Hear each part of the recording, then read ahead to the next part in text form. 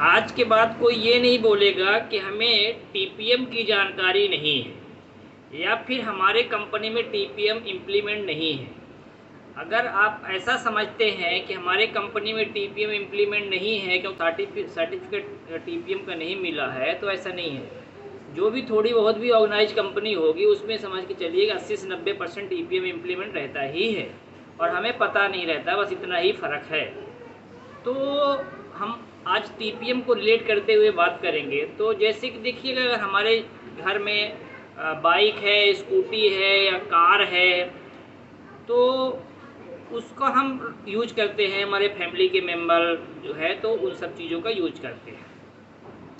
तो कभी क्या होता है कि वो गाड़ी जब ख़राब होती है तो हम उसे बनवाते हैं। तो जब हम ख़राब होने के बाद बनाते हैं तो करेक्टिव मेंटेनेंस कहलाता है। और उसी गाड़ी को अगर हम अपने जो घर में गाड़ियां हैं, अगर हम उसको व्यवस्थित करते रहें, टाइम पे टाइम उसको क्लीनिंग करते रहें, वॉशिंग करते रहें, टाइम टू टाइम उसको हम उसकी सर्विसिंग कराते रहें, मेंटेनेंस करते रहें, और हमें जहाँ कुछ लग रहा है उसको पहले ही उसको ठीक करवा लें। जैसे कि ऑलरेडी हम इतने किलोमीटर के बाद जाके सर्विसिंग कराएंगे, 5000 या 1000, 5000 या 10,000 किलोमीटर के बाद सर्विसिंग कराते हैं।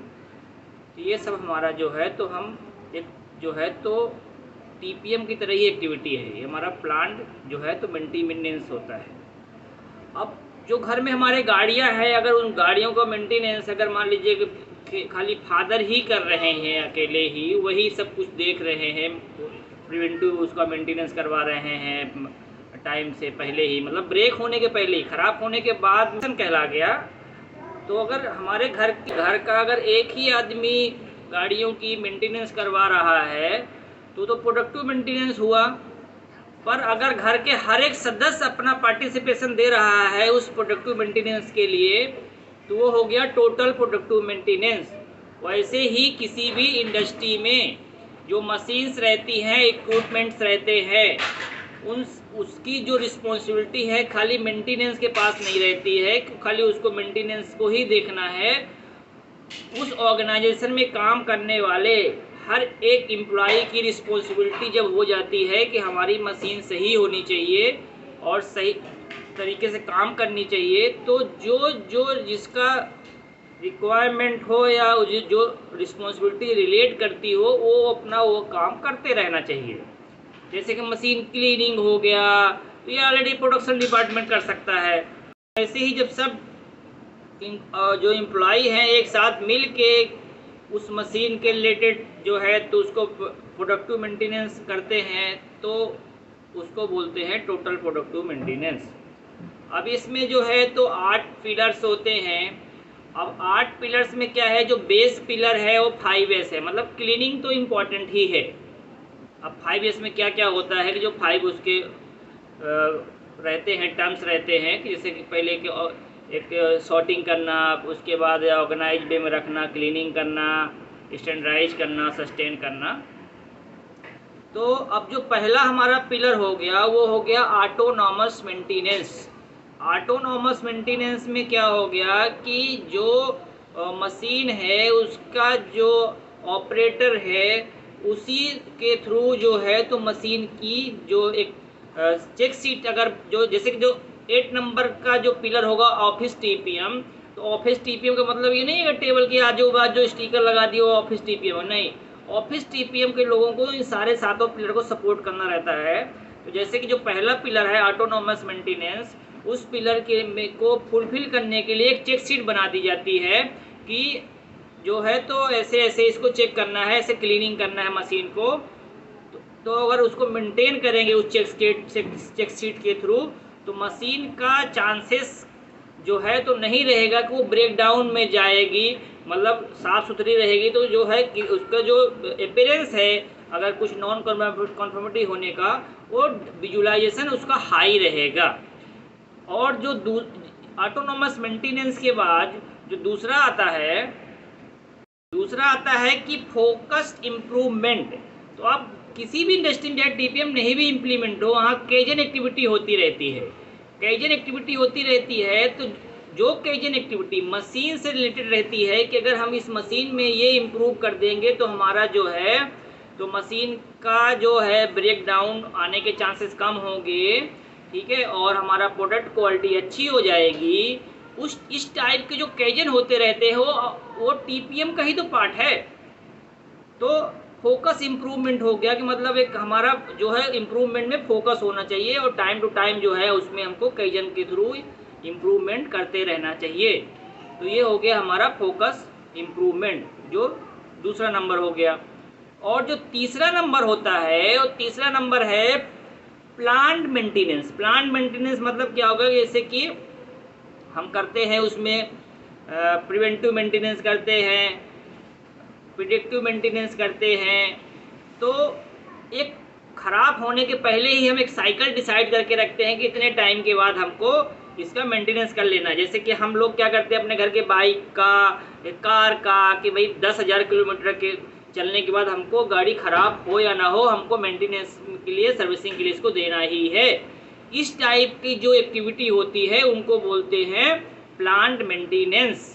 जो फोर्थ नंबर होता है वो क्वालिटी मेंटेनेंस होता है। क्वालिटी मेंटेनेंस का मतलब हो गया कि जैसे कि किसी भी कोई भी प्रोडक्ट ख़राब कब बनेगा, उसमें जो है man, machine, material, method, measurement या मदर नेचर, इन सब में से 4-6 में से कोई किसी एक का ही कंट्रीब्यूशन रहेगा, तभी प्रोडक्ट क्वालिटी जो है तो हमारा जो डिजायर्ड है उससे कुछ अलग बन जाएगी।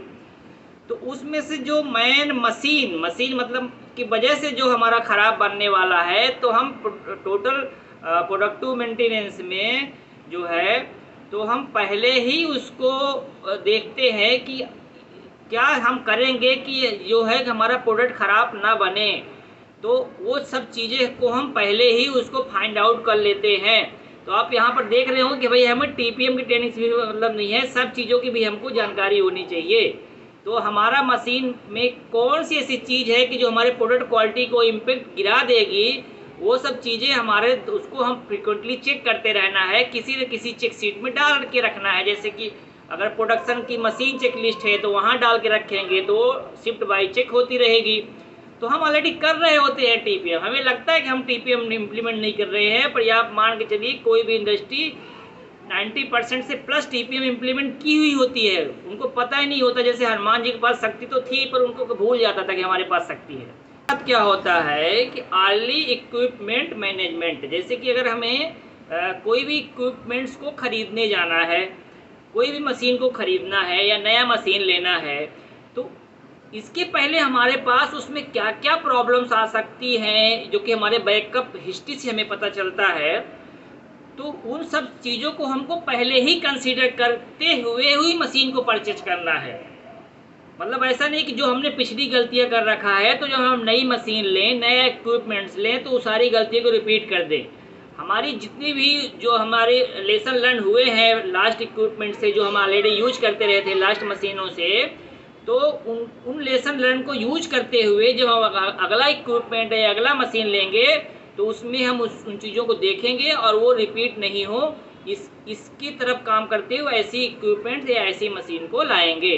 तो ये हमारा हो गया अर्ली इक्विपमेंट मैनेजमेंट।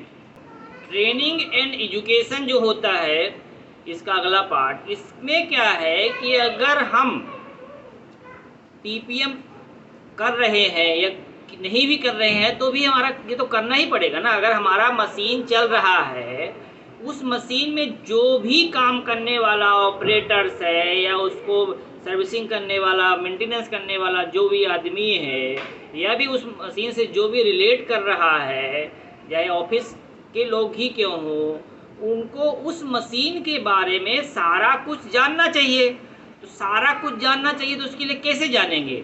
ट्रेनिंग्स और एजुकेशन से ही तो जानेंगे। तो किसी भी इंडस्ट्री में उसके लिए जो ट्रेनिंग शेड्यूल या एजुकेशन ऐसे होनी चाहिए कि जो कि उन मशीनों के बारे में टाइम टू टाइम लोगों को बताया जाए, उनकी स्किल को अपग्रेड किया जाए। अब जैसे कि आप ये जाने, अगर आप कार भी खरीद रहे हैं, बाइक खरीद रहे हैं और आप खाली ड्राइविंग करने के अलावा कुछ भी नहीं जानते उस बाइक के बारे में, तो आप कभी न कभी बहुत बड़ी मुसीबत में फंसेंगे। तो जो है तो जानना चाहिए कि हमारे क्लच का क्या काम है, एक्सीलेटर का क्या काम है, ब्रेक का क्या काम है, कैसे फंक्शन करता है, इंजन कैसे फंक्शन करता है, टायर में हवा कितना ही रखना है, कितना ज़्यादा रखें तो टायर फट जाएगा।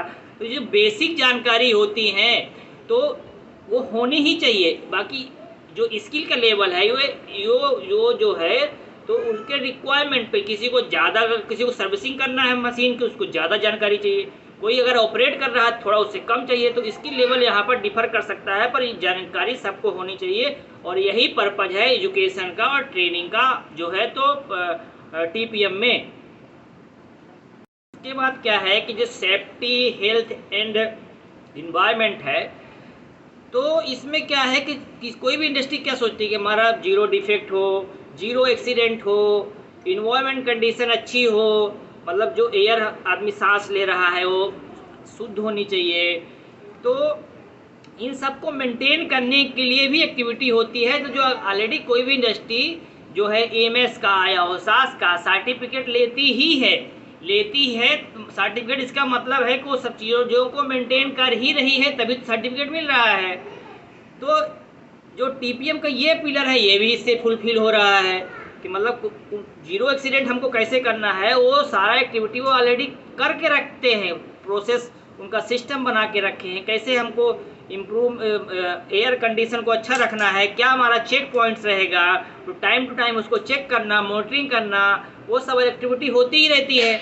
तो ये नहीं कहना सकते कि हम टीपीएम मेंटेन नहीं कर, हम टीपीएम 90% से प्लस मेंटेन ही कर रहे होते हैं। तो ये भी हो गया हमारा, ये पिलर भी कंप्लीट हुआ। पिलर है वो ऑफिस टीपीएम, जिसको जो है ऑफिस के लोग इन जो सातों पिलर है उसको सस्टेन करने के लिए, उसको अच्छी तरीके से इम्प्लीमेंट करके सस्टेन करने के लिए काम करना है, चेक शीट बनाना है, अच्छे से अच्छी चेक शीट बनाना है, वो पॉइंट कवर करना है, ताकि जो हमारा मशीन ब्रेक डाउन के पहले ही हमको पता चल जाए, वो सारे चेक पॉइंट हमारे चेक शीट में रखना है। जनरली कि जो प्रोडक्शन की चेक शीट होती है, जो शिफ्ट वाइज उसको फिल करते हैं, मशीन चेक लिस्ट वगैरह होती है, उसमें वो सारे पॉइंट को कवर करते हैं। दूसरा फिर मेंटेनेंस की तरफ से अलग एक चेक लिस्ट होती है जो थोड़ा कुछ और ज़्यादा पॉइंट को कवर करते हैं। तो हमारे लिए तो हम तो कर ही रहे हैं टीपीएम, फिर ऐसा तो है ही कि टीपीएम नहीं कर रहे हैं। सर्टिफिकेट लेना अलग बात हो गई, पर नहीं कर रहे हैं या नहीं है, 90% से प्लस कोई भी इंडस्ट्री, थोड़ी सी भी ऑर्गेनाइज इंडस्ट्री कर ही रही होती है। तो ये तो है हमारा जो है टीपीएम का डिटेल। अब टीपीएम का हमारा जो गोल होता है और एक टीपीएम का ऑब्जेक्टिव होता है, तो वो क्या होता है? तो हमारा गोल है कि मशीन बंद नहीं पड़नी चाहिए, कोई हमारी इम्प्रूव होनी चाहिए, जीरो एक्सीडेंट होना चाहिए और जीरो डिफेक्ट होना चाहिए। तो ये हमारे गोल हो गए टीपीएम के। टीपीएम का मेन ऑब्जेक्टिव होता है कि हमें जो ओवरऑल इक्विपमेंट इफ़िशियंसी है मशीन्स की, उसको इंक्रीज करना है। तो ये उसका जो है मेन ऑब्जेक्टिव हो गया। होप आप लोग समझ गए होंगे कि टीपीएम हम ऑलरेडी कर ही रहे होते इंडस्ट्री में। हम 90% बोल रहे हैं, पर आप ये मान के चलो कोई भी इंडस्ट्री 90% से कहीं ज़्यादा कर रही होती है। उसको लगता है कि हमको टीपीएम इम्प्लीमेंट करना है, हम कर नहीं रहे हैं, पर कर रही होती है। उसको ही थोड़ा फिनिशिंग देने की ज़रूरत रहती है। अगर फिनिशिंग दे दिया तो बोल सकते हैं कि हम टीपीएम इम्प्लीमेंट कंपनी हैं।